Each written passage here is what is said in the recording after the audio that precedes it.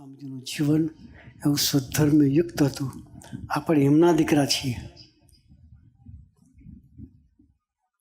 એના જેવા આપણે થવું છે.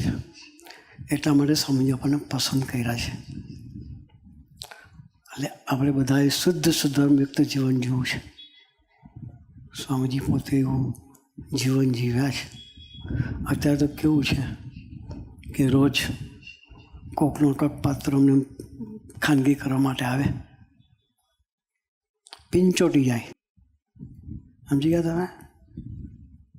જુવાન છોકરાઓને સ્કૂલમાં ભણતા હોય ત્યાંથી કોઈ દીકરીઓ સાથે પિંચોટી જાય.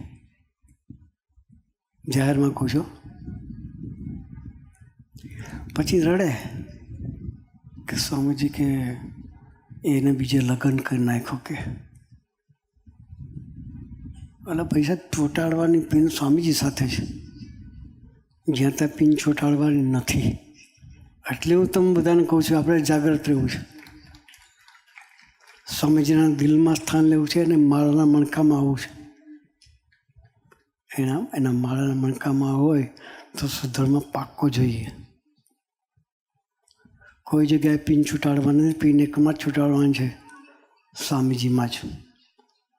તો એવી સરસની પિન ચોંટાડી દઈએ કે બીજી કોઈ જગ્યાએ આપણી આંખ જાય.